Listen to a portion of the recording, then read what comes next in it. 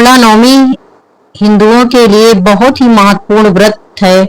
आंवला नवमी हर साल कार्तिक माह के शुक्ल पक्ष की नौमी तिथि के दिन मनाई जाती है। इसे अक्षय नवमी के तौर पर भी मनाया जाता है।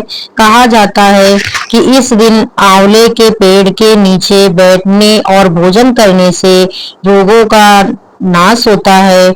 हिंदू धार्मिक मान्यताओं के अनुसार जो भी महिला संतान प्राप्ति के लिए या फिर संतान के उज्जवल भविष्य और दीर्घायु के लिए आंवले के पेड़ की पूजा करती है, उसकी इच्छाओं को भगवान विष्णु और भगवान शिव की आवश्यकता अवश्य पूर्ण करते हैं।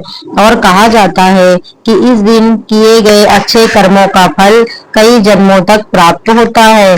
पुराणों में कहा गया है कि भगवान विष्णु को आंवले का फल अत्यंत प्रिय है, इसीलिए भगवान विष्णु को प्रसन्न करने के लिए लोग इस फल को चढ़ाते हैं। मानता है कि आंवले के फल को खाने से भी सभी पापों से मुक्ति मिलती है।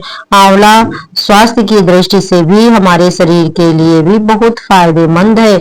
इसे खाने से आयु बढ़ती है और इसका रस पीने से धर्म संचय होता है।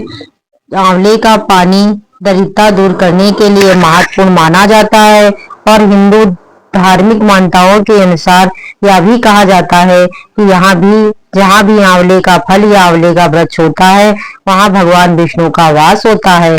आंवले के वृक्ष में भगवान विष्णु, ब्रह्मा जी और भगवान शिव जी के साथ त्रिदेवियां भी वास करती हैं। इसीलिए हिंदू घरों में आंवले का पेड़ रखना बहुत शुभ माना जाता है।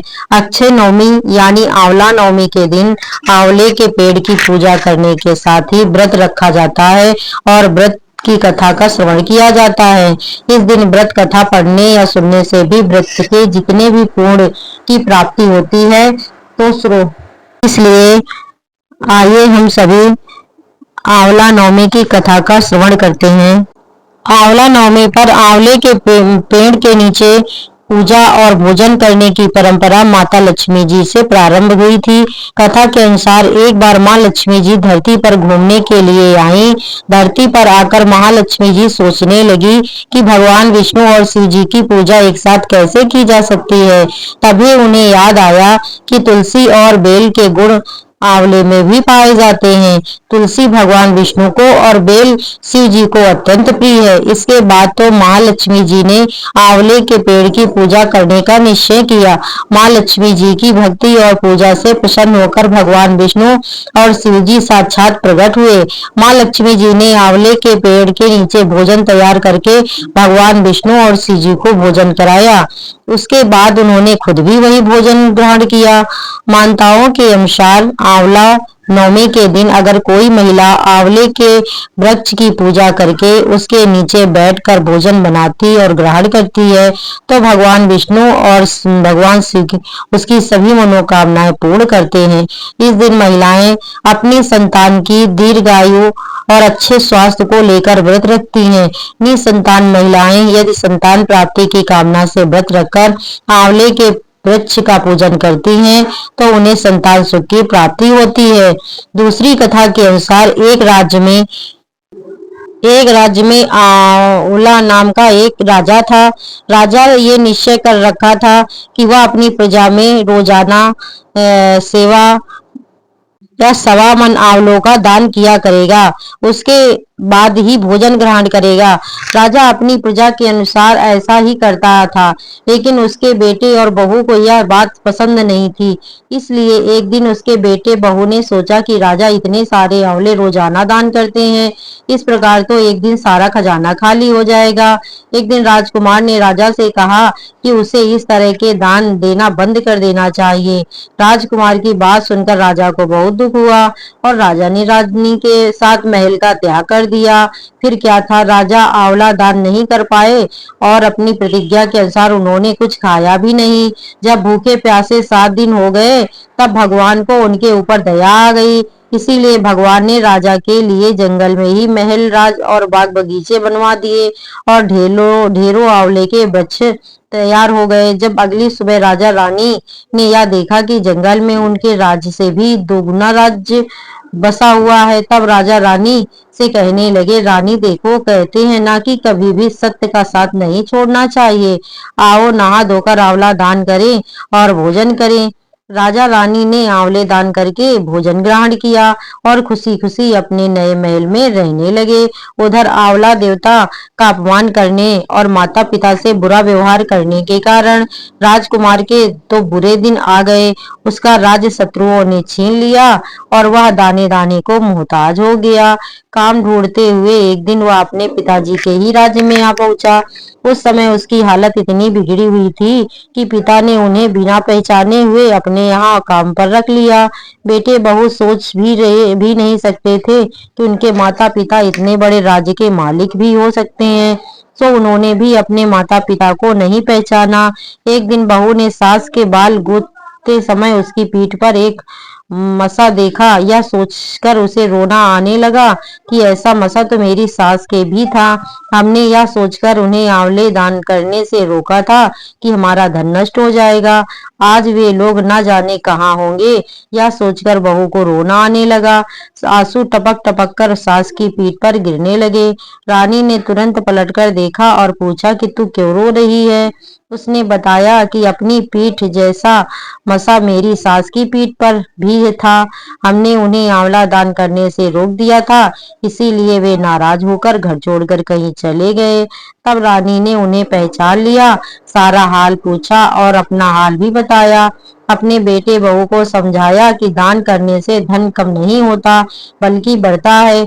तब बेटे बहू भी अब सुख से राजा रानी के साथ रहने लगे और आंवलों का दान करने लगे। आंवला आंवला नवमी के दिन एक सेठ ब्राह्मणों को आंवले के पेड़ के नीचे बैठकर भोजन कराया करते थे। साथ ही उन्हें सोना भी दान दिया करते थे।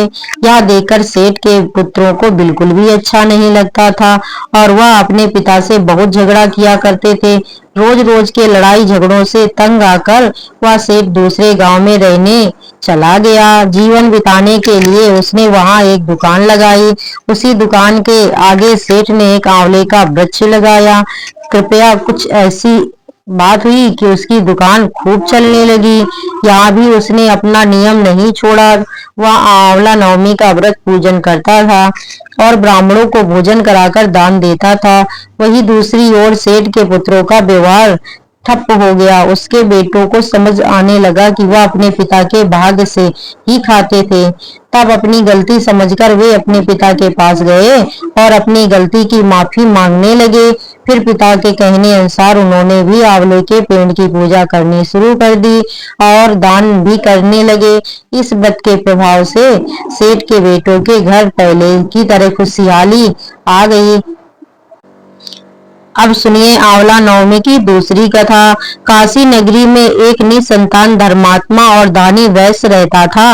एक दिन वैश्य की पत्नी से पड़ोसन कहने लगी कि अगर तुम किसी पराये बच्चे की बलि भैरव बाबा के नाम की चढ़ा दो तो तुम्हें पुत्र प्राप्ति हो जाएगी।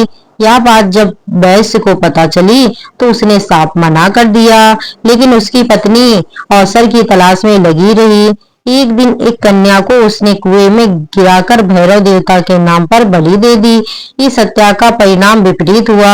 लाभ की बजाय उसके पूरे बदन में कोढ़ हो गया और लड़की की प्रेत आत्मा उसे सताने लगी। वैश्य के पूछने पर उसकी पत्नी ने सारी बात सच सच बता दी। तब वैश्य बोला कि गोवध, ब्राह्मण वध तथा बाल वध करने वाले के लिए इस संसार में कहीं कोई जगह नहीं है। इसीलिए तू गंगा तट पर जाकर भगवान का भजन कर और भगवान का स्नान कर, तभी तो इस कष्ट से मुक्ति पा सकती है। तब वैश्य की पत्नी गंगा किनारे रहने लगी। कुछ दिन बाद गंगा माता एक वृद्ध महिला का भेष धारण करके उसके पास आई और बोली, अगर तू मथुरा जाकर कार्तिक नवमी का व्रत तथा आंवले के वृक्ष की परिक्रमा और पूजा करोगी तो ऐसा करने से तेरा यह कोढ़ दूर हो जाएगा। वृद्ध महिला की बात सुनकर और उसकी बात मानकर वैश्य की पत्नी अपने पति से आज्ञा लेकर मथुरा जाकर विधि विधान से आंवले का व्रत करने लगी। ऐसा करने से वह भगवान की कृपा से दिव्य शरीर वाली हो गई और फिर उसे सुंदर पुत्र रत्न की प्राप्ति हुई। आंवला नवमी के दिन ये कथा जरूर सुने। जिससे आपको विष्णु भगवान की कृपा जरूर प्राप्त होगी। दोस्तों, अगर मेरा ये वीडियो आपको अच्छा लगे तो प्लीज लाइक और सब्सक्राइब अवश्य करें, क्योंकि आपके लाइक और सब्सक्राइब मेरे लिए बहुत ही महत्वपूर्ण है। धन्यवाद दोस्तों।